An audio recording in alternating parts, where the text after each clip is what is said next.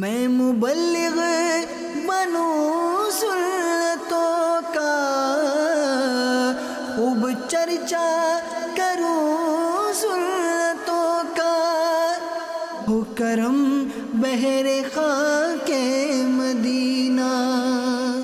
الحمدللہ رب العالمین والصلاة والسلام علی سید المرسلین، اما بعد فاعوذ باللہ من الشیطان الرجیم، بسم اللہ الرحمن الرحیم۔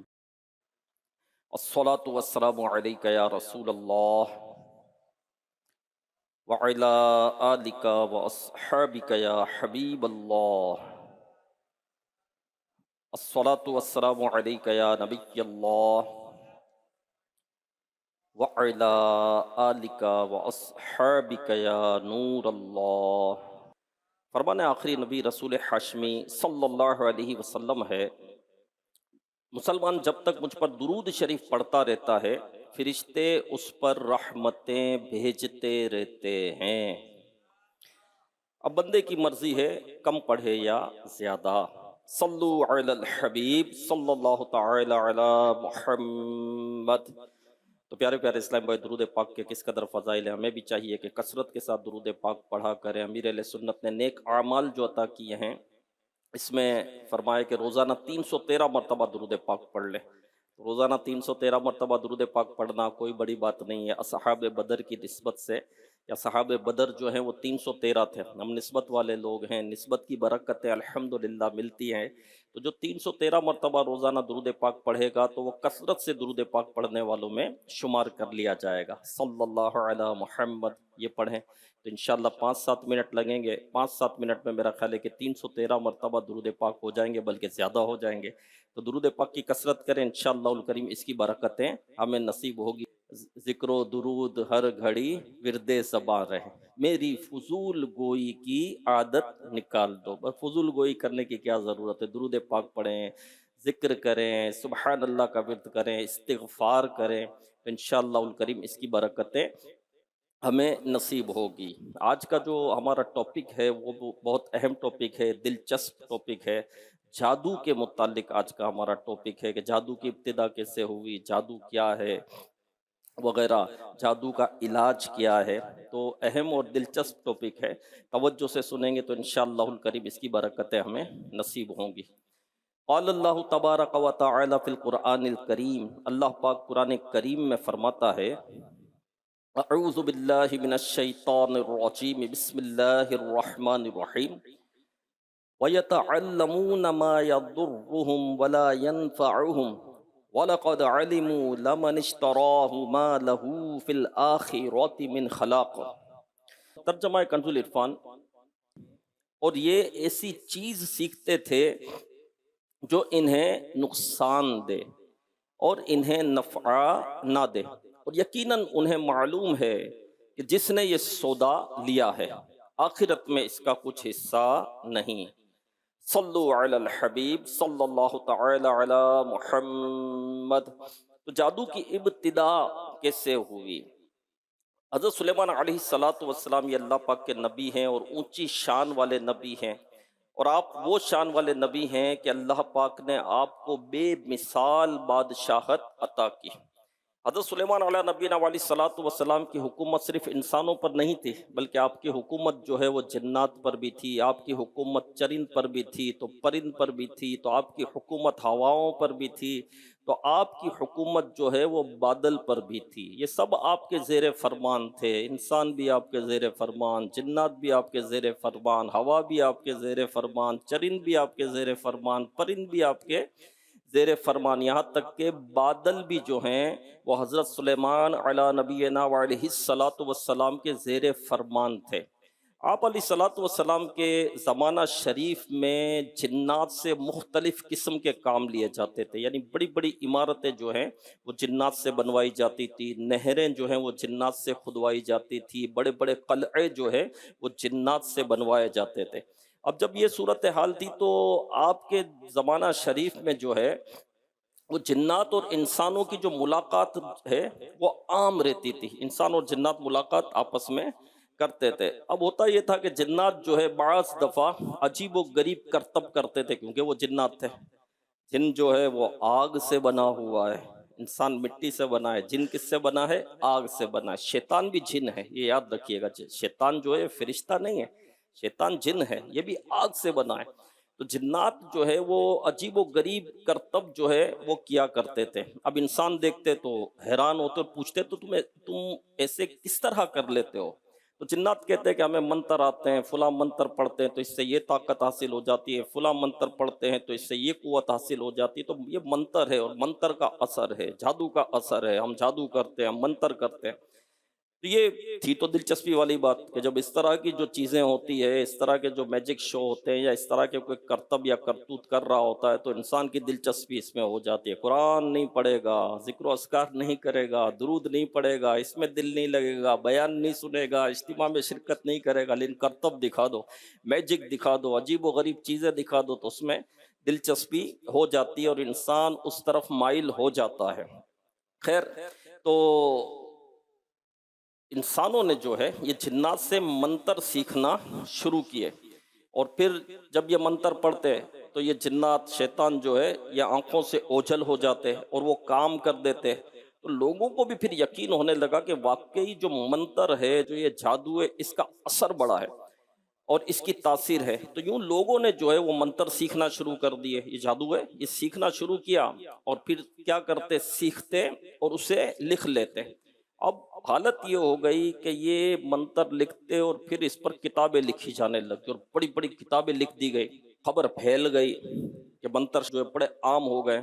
حضرت سلیمان علیہ نبینا والی صلاۃ وسلام تک جب یہ خبر پہنچی تو آپ نے اس کا سختی سے نوٹس لیا، کیونکہ یہ درست تو نہیں تھا، کیونکہ یہ جو جادو ہوتا ہے، جو منتر ہوتے ہیں، اس میں کفریہ جملے ہوتے ہیں، شرکیہ جملے ہوتے ہیں، جی ہاں، قرآن اور اللہ کے کلام کی جو ہے اس میں توہین بھی ہوتی ہے۔ خیر، حضرت سلیمان علیہ نبینا والی صلاۃ وسلام نے اس کا سختی سے نوٹس لیا، اور آپ نے اپنے وزیر آصف بن برخیہ رحمت اللہ علیہ کو حکم دیا کہ آج سے جنات اور انسان کی ملاقات پر پابندی، اب یہ ملاقات نہیں کریں گے، ان کی ملاقات پر پابندی لگا دو، اور جتنی یہ منتروں کی کتابیں لکھی نا سب ضبط کر لو۔ آپ کے حکم پر عمل کیا گیا اور جتنی یہ منتروں کی کتابیں لکھی گئی تھی سب کی سب جمع کر لی گئی۔ حضرت سلیمان علیہ الصلوۃ والسلام نے اپنے تخت کے نیچے گڑھا کھدوایا اور یہ ساری کتابیں اس میں دفن کروا دی۔ معاملہ ختم ہو گیا، برائی ختم ہو گئی، جو یہ برائی پھیل رہی تھی اس دور میں تو وہ برائی ختم ہو گئی اور وہ برائی دم توڑ گئی۔ اب ہوا یوں کہ جب حضرت سلیمان علیہ نبینا والی صلاۃ والسلام نے دنیا سے پردہ فرمایا تب جنات آزاد ہو گئے، اور شیطان جو ہے وہ انسانی شکل میں لوگوں کے پاس آیا اور کہنے لگا کہ حضرت سلیمان علیہ نبینا والی صلاۃ والسلام کو جو یہ بادشاہت ملی نا، یہ جو قوت ملی، جو طاقت ملی، کہ آپ کے زیر فرمان بادل تھے، آپ کے زیر فرمان ہوا تھی، آپ کے زیر فرمان جو ہے چرند بھی تھے، پرند بھی تھے، طاقت پتہ ہے کیسے ملی ہے؟ یہ طاقت جو ہے جادو سے ملی ہے، کہ آپ کے پاس منتر ہے، آپ کے پاس کتابیں ہیں۔ تو لوگ تو اس طرف دوڑے، کہا کہ آپ کے تخت کے نیچے دیکھیں کہ زمین جو ہے اس میں کتابیں ہے، اور یہی وہ منتر ہے، یہی وہ طاقت ہے جس سے آپ کو بادشاہت ملی۔ اب لوگ جو ہے دوڑے، حضرت سلیمان علیہ نبینا علیہ الصلوۃ والسلام کے تخت کے نیچے کی زمین کو کھودا اور وہ کتابیں نکال لی، وہ منتر جن میں شرکیہ جملے موجود تھے، کفریہ باتیں موجود تھی، لوگ یہ منتر پڑھنے لگے، رفتہ رفتہ برائی پھر پھیل گئی۔ انہوں نے تورات اور زبور شریف چھوڑ دی، ان پر تورات اور زبور نازل ہوئی تھی، یہ چھوڑ دی انہوں نے، یہ پڑھنا چھوڑ دیا انہوں نے، اور ساری کی ساری قوم جو ہے یہ جادو میں لگ گئی۔ جیسے جیسے زمانہ گزرتا گیا، نسلیں آگے چلتی گئی، بنی اسرائیل میں یہ بات مشہور ہو گئی کہ حضرت سلیمان علیہ نبینا علیہ الصلوۃ والسلام اللہ کے نبی نہیں ہیں بلکہ جادوگر ہے، معاذ اللہ، استغفر اللہ، بات یہاں تک پہنچ گئی۔ اور سرکار علیہ الصلوۃ والسلام کی تشریف آوری تک یہی مشہور رہا کہ حضرت سلیمان علیہ نبینا علیہ الصلوۃ والسلام نبی نہیں تھے۔ آپ صلی اللہ علیہ وسلم کی تشریف آوری کے بعد قرآن کی برکت سے حضرت سیدنا سلیمان علیہ نبینا علیہ الصلوۃ والسلام کی شانوں کا بیان ہوا، اور بتایا گیا کہ حضرت سلیمان علیہ نبینا علیہ الصلوۃ والسلام اللہ کے نبی ہیں، اونچی شان والے نبی ہیں، یہ کوئی جادوگر نہیں ہے، معاذ اللہ، استغفر اللہ۔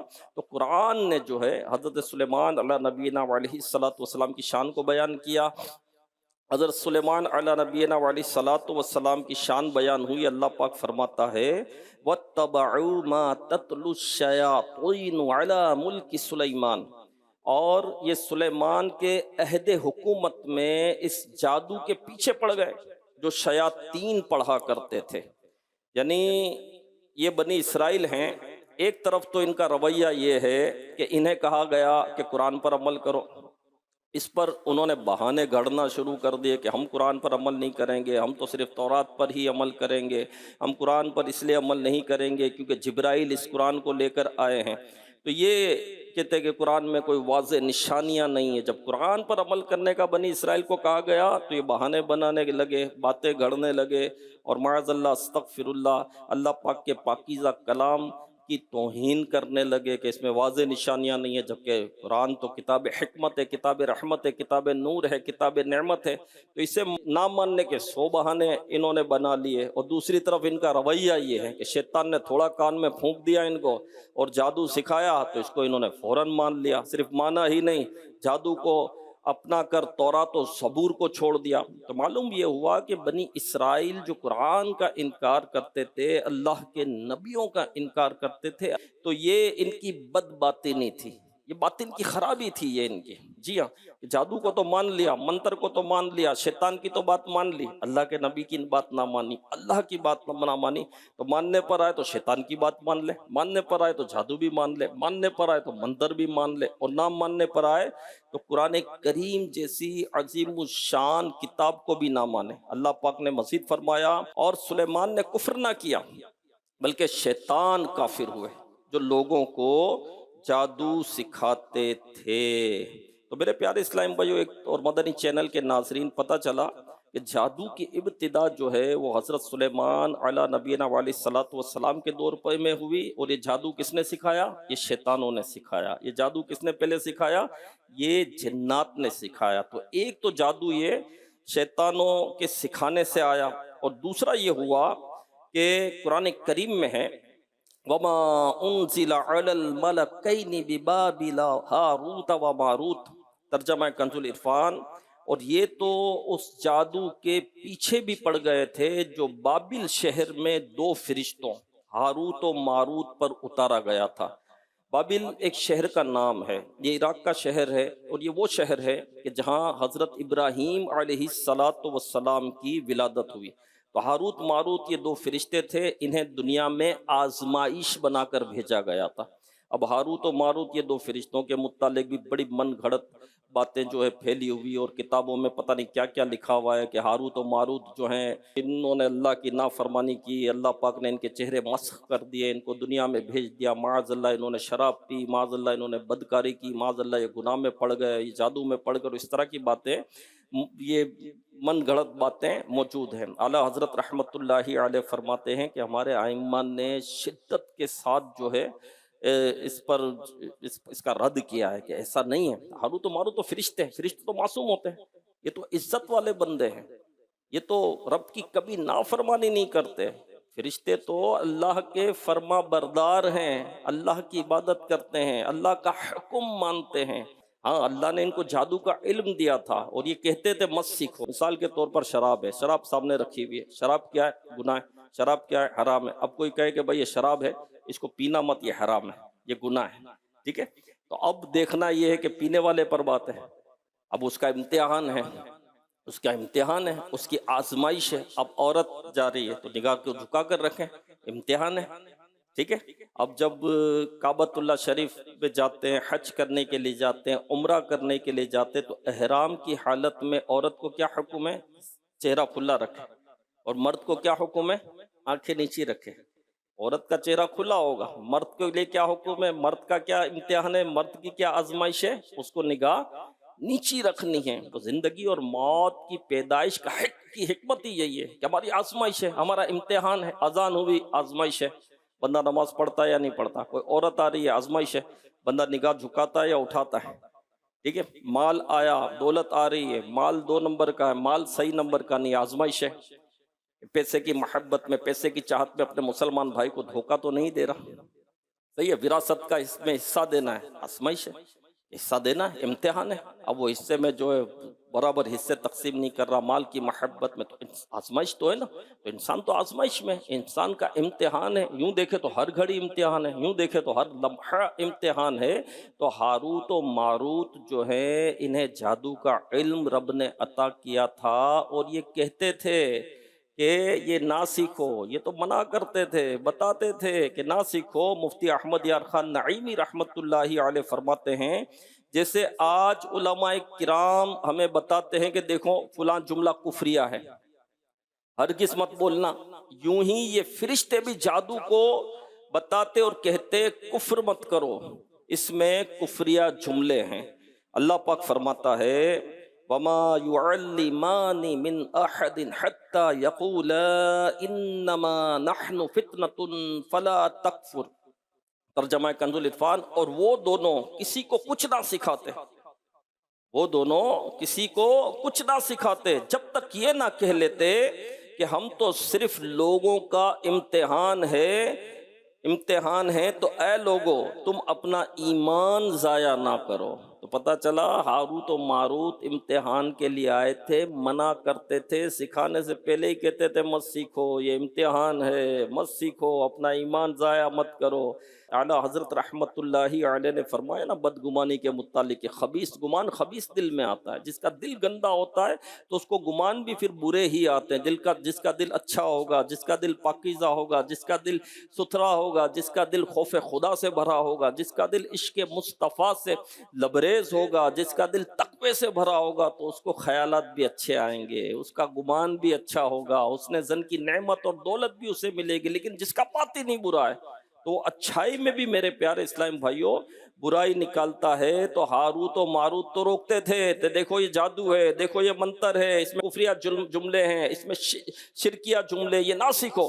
مگر جن کے باطن میں برائیاں تھیں وہ ان سے جادو سیکھتے اور اس کے ذریعے خباثتیں پھیلایا کرتے تھے۔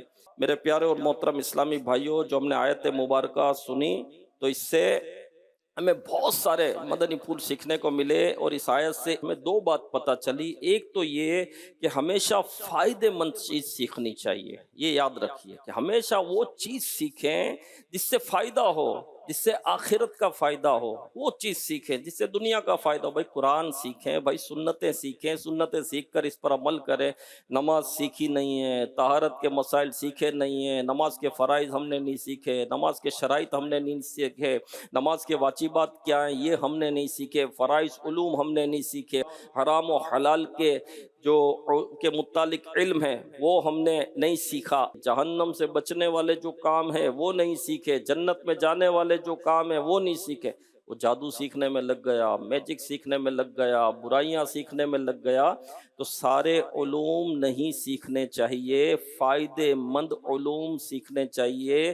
اللہ پاک فرماتا ہے ما لہو فی الآخرۃ من خلاق، آخرت میں اس کا کچھ حصہ نہیں۔ کتنی سخت بات ہے، ڈرنے کی بات ہے کہ جو جادو سیکھتے ہیں، اس کے ذریعے دنیا میں فساد پھیلاتے تھے، ان کے لیے آخرت میں کوئی حصہ نہیں ہے۔ پتہ چلا ہر علم فضیلت والا ہو یہ ضروری نہیں ہے، ہر علم فضیلت والا ہو یہ ضروری نہیں ہے، ہر فن کا فائدہ ہو یہ ضروری نہیں ہے۔ اللہ کے نبی حضرت عیسیٰ علیہ نبینا علیہ الصلوۃ والسلام فرماتے ہیں کہ دنیا میں درخت بہت ہیں، بہت سارے درخت ہیں دنیا میں سے نا، لیکن سب درخت پھل دیتے ہیں؟ سارے درخت پھل دیتے ہیں؟ نہیں دیتے ہیں۔ اچھا جو پھل دیتے ہیں وہ سارے کے سارے میٹھے ہی پھل دیتے ہیں؟ نہیں، سارے میٹھے پھل نہیں دیتے، بلکہ بعض درختوں میں پھل جو ہیں وہ زہریلے ہوتے ہیں۔ تو یہی حال علم کا بھی ہے، سب علم فائدہ نہیں دیتے، یعنی نقصان بھی پہنچاتے ہیں۔ اب کوئی جو ہے سرتال سیکھ رہا ہے، سرتال میں پڑا ہوا ہے کہ گانوں کے سرتال سیکھو، کوئی گانے باجے میں مشغول ہے، تو کوئی مطلب ہارمونیم بجانا سیکھ رہا ہے، تو کوئی باجے بنانا سیکھ رہا ہے۔ اللہ کے بندے گناہ کے کام ہے، اس کو سیکھنے سے تجھے کیا ملے گا؟ تیری دنیا بھی خراب، تیری قبر بھی خراب، تیری آخرت بھی برباد ہوگی۔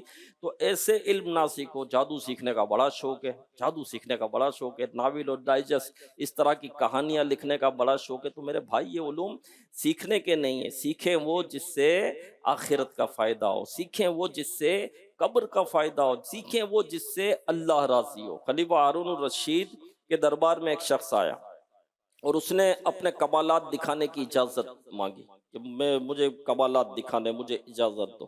بڑی سننے والی بات ہے۔ تو اجازت مل گئی کہ دکھاؤ تم بھی اپنا کمال۔ اب اس نے کمال کیا دکھایا کہ اس نے ایک سوئی جو ہے صحن میں گاڑ دی، سوئی صحن میں گاڑی، اور دوسری سوئی جو ہے یہ لے کر دور کھڑا ہو گیا اور دور سے پھینکی۔ اب سوئی کا ناکا کتنا چھوٹا ہوتا ہے، آپ بتائیں گے سوئی کا ناکا کتنا چھوٹا ہوتا ہے؟ یہ جو بیٹھے ہوئے ہیں حضرات، جی سوئی کا ناکا کتنا چھوٹا ہوتا ہے؟ اس میں دھاگا بھی داخل نہیں ہوتا نا، بعضوں کا دھاگا بھی داخل نہیں ہوتا، کسی کی نظر کمزور ہو تو وہ دھاگا بھی اس سے داخل نہیں ہوتا، پھر جس کی نظر جو ہے وہ تیز ہوتی ہے اس کو بلایا جائے گا بھائی دھاگا تو ڈال دو اس میں۔ سوئی کا ناکا کتنا چھوٹا ہوتا ہے۔ اب اس نے کیا کرتب دکھایا پتہ ہے؟ اس نے کیا کمال دکھایا کہ صحن میں ایک سوئی گاڑی اور دوسری سوئی لے کر دور کھڑا ہو گیا اور دور سے وہ سوئی پھینکی تو وہ سوئی جو ہے جو گڑی ہوئی سوئی تھی اس کے ناکے سے گزر گئی۔ کوئی معمولی بات ہے؟ کیسا کمال ہے کہ سوئی کے ناکے سے دوسری سوئی گاڑ کر دور سے پھینکی اور سوئی کے ناکے سے دوسری سوئی گزار دی۔ ایسا کمال بھائی، بڑی اس کو اس دربار میں داد ملی، لوگ بڑے خوش ہوئے کہ بھائی بڑا کمال ہے، تو نے بڑی مشق کی ہے، بڑا ذہین آدمی ہے۔ خلیفہ ہارون رشید نے حکم دیا کہ اس کو 10 دینار دو تحفے میں اور 10 کوڑے بھی لگاؤ۔ 10 دینار تحفے میں اور 10 کوڑے بھی لگاؤ۔ دینار تو سمجھ میں آتے ہیں کہ بھائی انٹیلیجنٹ ہے بندہ، بڑا ذہین ہے، بڑی مشق کی ہے، بڑی محنت کی ہے، اتنی آسانی سے یہ کمال نہیں آتا ہے، اتنا بڑا کام کیا۔ 10 دینار، 10 کوڑے کس بات کے؟ تو کہا 10 کوڑے اس وجہ سے کہ اس کو سیکھنے کا فائدہ کیا؟ کوئی سوئی کے ناکے سے دوسری سوئی گزار دی، اب اس میں اتنا وقت برباد کر دیا، ایسے تو نہیں ہوتا نا، ایسے تو نہیں ہو گیا ہوگا کہ ایک وقت میں یوں کر کے وہ آ گیا۔ کتنی مشق کی ہوگی، کتنی محنت کی ہوگی، دن رات ایک کیے ہوں گے۔ تو بھائی 10 کوڑے اس بات کے لگ رہے کہ اس کو سیکھنے کا تجھے فائدہ کیا؟ اس میں اتنا وقت برباد کیوں کر دیا اس فضول کام کے پیچھے؟ تو اس طرح کے میرے پیارے اور محترم اسلام میں بہت سارے فضول کام ہیں، بہت سارے فضول کام ہیں جس میں ہم لگے ہوتے ہیں، جس میں ہم پڑے ہوئے ہوتے ہیں، وقت بھی برباد، صحت بھی برباد، جو ہے دنیا کے بھی برباد اور آخرت کے معاملات بھی برباد ہوتے ہیں۔ تو بے فضول علوم جو ہے نہیں سیکھنے چاہیے کہ بے فائدہ علم سے پناہ مانگنی چاہیے۔ ہمارے آقا صلی اللہ علیہ وسلم دعا فرمایا کرتے، اللہم انی اعوذ بک من علم لا ینفع، اے اللہ پاک میں تیری پناہ چاہتا ہوں ہر ایسے علم سے جس کا کوئی فائدہ نہ ہو۔ ایک حدیث پاک ہے کہ اللہ پاک سے فائدے مند علم مانگو، بے فائدہ علم سے اللہ کی پناہ چاہا کرو۔ جی ہاں، تو میرے پیارے اسلام بھائیوں، ہم دعائیں تو مانگتے ہیں، آج سے اپنی دعا میں یہ 2 دعائیں شامل کر لیں۔ وہ دعا کیا ہے؟ ربی زدنی علما نافعا، اے اللہ پاک میرے فائدے مند علم میں اضافہ فرما، میرے فائدے مند علم میں اضافہ فرما۔ اللہم انی اعوذ بک من علم لا ینفع، اے اللہ پاک میں بے فائدہ علم سے تیری پناہ چاہتا ہوں۔ تو اللہ پاک ہمیں فائدے مند علم کی دولت نصیب فرمائے، آمین، بجاہ خاتم النبیین صلی اللہ علیہ وسلم۔ تو کیا پتا چلا کہ فائدے مند علم سیکھنا چاہیے اور فائدے مند علم کی دعا کرنی چاہیے، بے فائدہ علم سے پناہ مانگنی چاہیے اور بے فائدہ علوم میں پڑھنا نہیں چاہیے، جادو کے علم میں نہیں پڑھنا چاہیے، سحر کے علم میں نہیں پڑھنا چاہیے۔ دوسری بات یہ ہے میرے پیارے اسلامی بھائیوں کہ جادو کرنا اور کروانا یہ حرام ہے، جادو کرنا اور کروانا حرام ہے۔ یہ دوسرا سبق ہمیں ملا دارالافتاء اہل سنت کے فتویٰ میں سے کچھ حصہ آپ سنیے۔ لکھتے ہیں کہ کالا جادو ناجائز و حرام بلکہ کفریہ باتوں اور کاموں پر بھی مشتمل ہوتا ہے۔ جو کالا جادو ہوتا ہے اس میں کفریہ باتیں بھی ہوتی ہیں، میں نے کہا نا قرآن پاک کی توہین اس میں ہوتی ہے جو کالا جادو ہوتا ہے، تو اس پر بھی یہ مشتمل ہوتا ہے۔ اس لیے کالا جادو کرنا اور کروانا سخت ناجائز و حرام، گناہ کبیرہ اور جہنم میں لے جانے والا کام ہے، ٹھیک ہے، یہ گناہ ہے۔ اگر جادو میں کسی قسم کی کوئی کفریہ بات بھی ہو تو جادو کرنے والا کافر ہو جاتا ہے، اور جادو کروانے والا بھی اگر ان کفریہ باتوں میں کسی طرح شریک ہو تو وہ بھی دائرہ اسلام سے نکل جاتا ہے۔ الامان والحفیظ، اللہ پاک سے عافیت کا سوال ہے، اللہ پاک سے عافیت کا سوال ہے۔ حدیث پاک میں ہے جادو کرنے والے کی سزا یہ ہے، جادو کرنے والے کی سزا یہ ہے کہ اس کو تلوار سے قتل کر دیا جائے، یعنی قانونی طور پر اسلامی قانون میں جادوگر کی سزا موت ہے۔ ہاں، جیسے ہم قاتل کو قتل نہیں کر سکتے، ہم تو نہیں کر سکتے نا، عوام تو نہیں کر سکتی، چور کو ہم خود تو سزا نہیں دے سکتے، ڈاکو کو ہم خود تو سزا نہیں دے سکتے، ظاہر انتظامیہ سزا دے گی، عدالت اسے سزا دے گی، تو یہ عدالت کا کام ہے، انتظامیہ کا کام ہے، قانون کا کام ہے۔ اسی طرح ایک حدیث پاک میں ہے اللہ پاک قیامت والے دن زکوٰۃ نہ دینے والے، یتیم کا مال کھانے والے، جادو کرنے والے اور دھوکے باز کی طرف نظر رحمت نہیں فرمائے گا۔ جی ہاں، بڑی بڑی راتیں آتی ہے، مبارک راتیں آتی ہے، شب برات کی رات آتی ہے، شب قدر کی رات آتی ہے، مبارک راتیں، اللہ پاک کی رحمتوں برکتوں کا نزول ہو رہا ہوتا ہے، مغفرت کے پروانے تقسیم ہو رہے ہوتے ہیں، بخشش مل رہی ہوتی ہے۔ تو جہاں مغفرت کے پروانے تقسیم ہو رہے ہوتے ہیں، جہاں بخشش مل رہی ہوتی ہے، یعنی شب برات تو وہ مبارک رات ہے کہ اللہ پاک بنی کلب کی بکریوں کے بالوں سے زیادہ گناہ گاروں کو جہنم سے آزاد کرتا ہے، ایسی مبارک رات ہے۔ لیکن جو جادو کرنے والا ہے اس کی بخشش نہیں ہوتی، بڑی راتوں کو نہیں ہوتی، مبارک راتوں کو بھی اس کو چھوڑ دیا جاتا ہے، رشتے توڑنے والوں کی بخشش نہیں ہوتی۔ رشتہ توڑنا کتنا برا ہے، اپنے رشتے داروں سے رشتہ توڑنا کتنا برا ہے، قطع تعلق کرنا کتنا برا ہے، اور جادو کتنا برا ہے کہ مغفرت اور بخشش سے جو ہے یہ بندہ رہ جاتا ہے۔ اسی طرح حدیث پاک میں ہے 3 طرح کے لوگ جنت میں داخل نہیں ہوں گے۔ نمبر 1 شراب کا عادی، نمبر 2 قطع تعلق کرنے والا یعنی رشتے توڑنے والا، اور نمبر 3 جادو کی تصدیق کرنے والا یعنی جادو کو حلال سمجھنے والا۔ اللہ پاک کے آخری نبی صلی اللہ علیہ وسلم نے فرمایا کہ گناہ کبیرہ 7 ہیں، گناہ کبیرہ 7 ہیں۔ نمبر 1 اللہ پاک کے ساتھ شریک ٹھہرانا، نمبر 2 والدین کی نافرمانی کرنا، اور نمبر 3 بدکاری، 4 جادو، 5 میدان سے بھاگنا، 6 سود کھانا، اور 7 یتیم کا مال ناجائز طریقے سے کھانا۔ میرے پیارے اور محترم اسلامی بھائیوں، اللہ پاک ہمیں ان گناہوں سے محفوظ فرمائے، بلکہ ہر گناہ سے اللہ پاک ہمیں محفوظ فرمائے۔ جادو کے تعلق سے چند اہم باتیں سمجھنے کی ضرورت ہے، ہمیں مزید ہم سمجھتے ہیں۔ پہلی بات تو یہ کہ جادو میں اثر ہوتا ہے، ایسا نہیں ہے۔ بعض لوگ یہ وقت دیتے ہیں کہ جادو کچھ نہیں ہے، ہم جادو وادو کو نہیں مانتے، جادو وادو کچھ نہیں ہوتا، یہ کہہ دیتے، ایسا نہیں ہے۔ بلکہ جادو کا اثر ہے، بلکہ جادو کے توڑ کے لیے تو 2 صورتیں اتری تھی، سورہ فلق اور سورہ ناس جو اتری وہ جادو کے توڑ کے لیے تو اتری ہے۔ پورا واقعہ ہے کہ ہمارے آقا علیہ الصلوۃ والسلام پر جو ہے وہ جادو کیا گیا تھا، وہ واقعہ ہے پورا، اور یہ 2 صورتیں جو اتری تھی تو وہ اسی لیے اتری تھی۔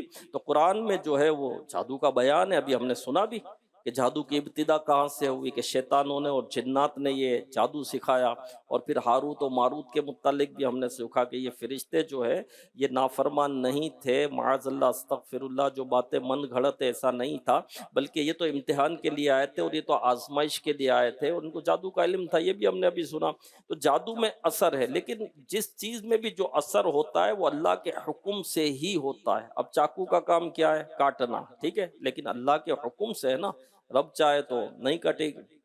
حضرت اسماعیل علیہ نبینا علیہ الصلوۃ والسلام پر نہیں چلی نا چاقو، کب چلا تھا؟ چھری کب چلی تھی؟ تو جب کاٹے گا چاقو جب رب چاہے گا۔ حضرت ابراہیم علیہ نبینا علیہ الصلوۃ والسلام کو جب آگ کی طرف بڑھایا گیا تو آگ کا کام کیا ہے؟ آگ کا کام کیا ہے؟ جلانا، لیکن کب؟ جب رب چاہے گا۔ تو وہ آگ نے جو ہے وہ حضرت ابراہیم علیہ الصلوۃ والسلام کے لیے رحمت والی ہو گئی، وہ تو ٹھنڈی ہو گئی وہ آگ، ہے نا، جلایا تو نہیں۔ تو اسی طرح جادو میں اثر بھی اللہ کے حکم سے ہی ہوتا ہے، یہ منتروں، ستاروں اور یہ چالوں کی ذاتی کوئی تاثیر نہیں ہوتی، ہاں رب چاہے گا تو ہوگا۔ تو جادو اور کرامت میں کیا فرق ہے؟ تو میرے پیارے اسلامی بھائیوں یہ بھی سن لیجئے کہ جادو کا ظہور ہمیشہ خبیث اور شرارتی نفس سے ہوتا ہے، جبکہ کرامت ہمیشہ ایمان والے بہت ہی پاکیزہ بندے سے ظاہر ہوتی ہے، ٹھیک ہے، یہ یاد رکھیے گا۔ جادو جو ہے وہ خبیث اور شرارتی نفس سے ہوتا ہے، کرامت جو ہے وہ پاکیزہ سعید روحوں سے، سعید لوگوں سے ہوتی ہے جو اللہ کے ولی ہیں۔ جادو مخصوص اعمال کو سیکھنے سے آ جاتا ہے، کچھ اس کے اعمال ہوتے ہیں، اس کو سیکھنا پڑتا ہے، جبکہ کرامت ایسی نہیں ہے. یعنی جادو تو ایسا ہے کہ کوئی بھی سیکھ سکتا ہے، جو چاہے سیکھ سکتا ہے، لیکن کرامت جو ہے یہ سیکھنے سے نہیں آئے گی، یہ تو اللہ پاک کی عطا ہے. اور جادو کے اوقات جو ہے وہ خاص ہوتے ہیں، جبکہ کرامت کسی خاص وقت میں نہیں ہوتی. ایسا نہیں، جادو جب ہوتا ہے تو اس کے اوقات ہوتے ہیں کہ سورج نکلنے کے ٹائم پر ہوتا ہے. ہر وقت ہر جادو کا اثر نہیں ہوتا. دوپہر کا وقت ہے، سورج غروب ہونے کا ٹائم ہے، 14ویں رات کا جب چاند سامنے آئے گا تو اس وقت جادو ہوتا ہے. لیکن کرامت میں ایسا نہیں ہے. کرامت میں کوئی وقت کی قید نہیں ہے کہ صبح ہی کرامت صادر ہوگی، دوپہر کو ہی ہوگی کہ شام کو ہی ہوگی یا رات کو ہوگی، ایسا نہیں ہے. ولی جب کرامت ظاہر کرے تبھی ہو جاتی ہے. جادوگر فاسق بھی ہوتا ہے، گندا بھی ہوتا ہے، پلید بھی ہوتا ہے. یاد رکھیے گا، جب تک جادوگر گندگی نہیں اپنا لیتا تب تک جادو کر نہیں سکتا. جبکہ کرامت ولیوں سے ظاہر ہوتی ہے اور یہ انتہائی پاکیزہ، خوشبوؤں سے معطر، پاک، صاف رہنے والے ہوتے ہیں. کتنی پیاری بات ہمیں پتہ چلی. تو جادو میں نظر بندی بھی ہوتی ہے، جبکہ کرامت میں ایسا نہیں ہوتا. تو جادو اور کرامت کا فرق بھی جو ہے ہمارے سامنے آ گیا. جادو میں اثر تو ہے، اس سے بچنا بھی ہے. تو اس سے بچنے کا طریقہ کیا ہے؟ آیت الکرسی پڑھیں. آیت الکرسی قرآن کریم کی ایک عظیم آیت ہے، تیسرے پارے میں ہے.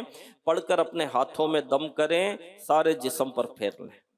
تو یہ جادو سے انشاءاللہ محفوظ رہیں گے. ٹھیک ہے، آیت الکرسی پڑھنی ہے، ہاتھوں میں دم کرنا ہے، پورے جسم پر. آپ جہاں تک آپ کا ہاتھ پہنچ رہا ہے آپ ہاتھ پورے جسم پر پھیر لیں. تو جادو سے اثر کا ایک علاج حدیث پاک میں ارشاد ہوا. وہ کیا ہے کہ جو صبح کو اجوا کھجور کے 7 دانے کھا لے وہ جادو سے محفوظ رہتا ہے. صبح اجوا کھجور کے 7 دانے کھا لے وہ جادو سے محفوظ رہتا ہے.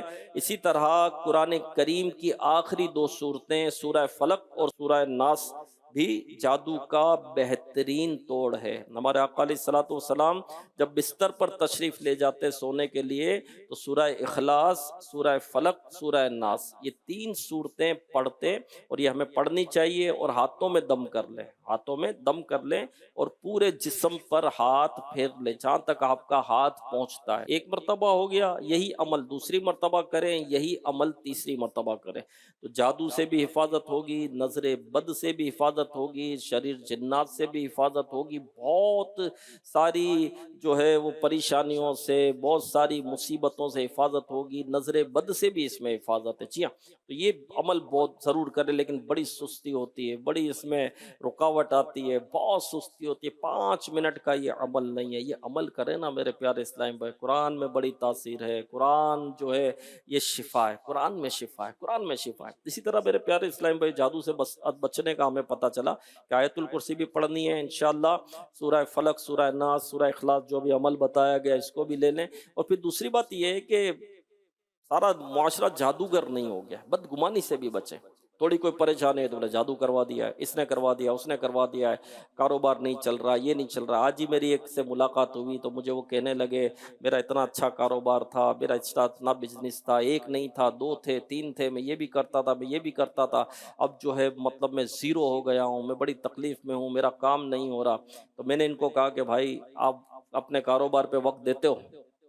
تو کہا کہ نہیں اب میں وقت نہیں دے رہا ہوں. تو سچی بات تو یہی ہے، یعنی ٹائم نہیں دے رہا، میں دکان پر نہیں جا رہا. تو بولے اللہ کے بندے جب تم ٹائم ہی نہیں دو گے، تم کام ہی نہیں کرو گے اور تم اپنے جو ہے ورکروں پر سارا کام چھوڑ دو گے تو ہونا تو یہی ہے، پھر تھوڑی کاروبار چلے گا. سیدھی بات ہے، جس دلچسپی کے ساتھ، جس ذوق کے ساتھ، جس توجہ کے ساتھ تم کام کرو گے دوسرے تھوڑی کریں گے. تو بعض اوقات ہماری تدبیر صحیح نہیں ہوتی، پکی تدبیر نہیں ہوتی، ہم ورکروں پر کام چھوڑ دیتے ہیں، بزنس اس پر چھوڑ دیتے ہیں. اب بتائیں مجھے، وہ بتا رہے کہ میں شام کو 4 بجے کام پر جاتا ہوں. میں پہلے کب جاتے تھے؟ بولے پہلے 8 بجے چلا جاتا تھا، صبح 9 بجے چلا جاتا تھا. پھر انہوں نے مجھے بتا بھی دیا کہ بس یہ سوشل میڈیا، رات بھر موبائل میں لگا رہتا ہوں، پھر فجر پڑھ کے سوتا ہوں. تو اللہ کے بندے رات بھر تو موبائل پر لگا رہے گا، سوشل میڈیا میں لگا رہے گا، سب اس کے اندر آتی ہے، ساری گندگیاں اس میں، ساری خرابیاں اس کے اندر، تو اس میں لگا رہے گا، رات بھر سوئے گا نہیں، ذہن خراب، سوچ خراب، صحت خراب. اور پھر تو کہے گا فجر کے بعد سوئے گا اور پورا دن سوتا رہے گا، بولا کاروبار نہیں چل رہا.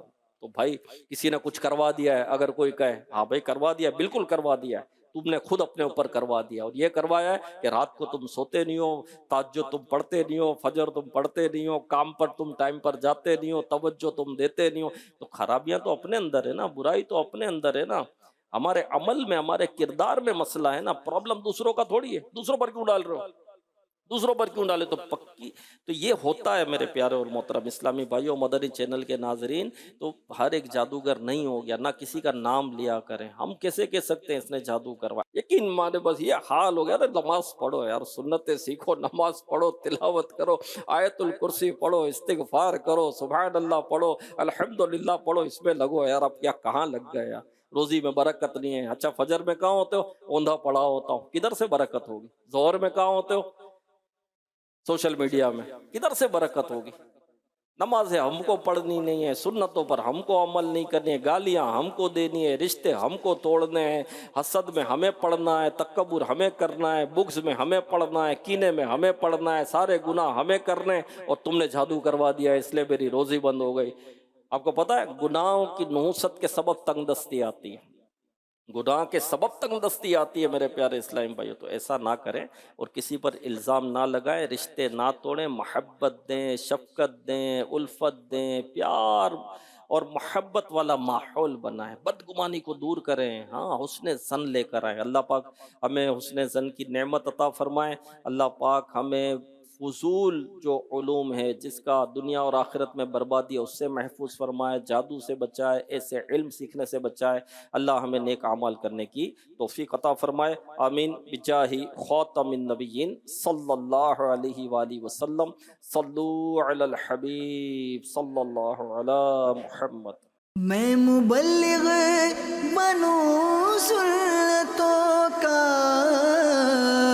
خوب چرچا کروں سنتوں کا، ہو کرم بہر